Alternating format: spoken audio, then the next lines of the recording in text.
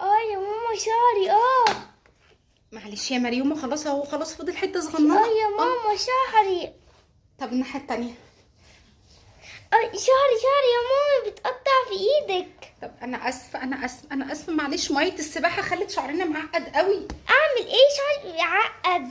طب ثواني يا مريومه كده، ثواني. انا لقيت لك الحل. تعالي نجرب بعد كده اقول لك ايه هو ده.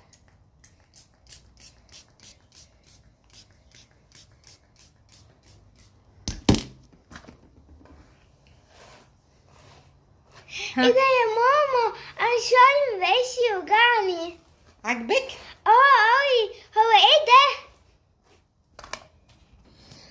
ده يا مريومه اسمه دي تانجولر. دي تانجولر ده من شركه دابر امله، من الحاجات اللي ممتازه جدا للتخلص من تشابك شعر الاطفال، للناس اللي بتنزل البول كل يوم، الناس اللي شعرها على طول بيتعقد من اقل حاجه مجرد ما يلمس الهواء. ده مغذي جدا، بيطول الشعر وبيمنع التشابك. بقالي اكتر من سنتين بستخدمه، من الحاجات النظيفه والمحترمه جدا جدا، وساعدتني ان مريم شعرها يطول رغم ان احنا كل يوم بننزل البول. شكرا دابر امله.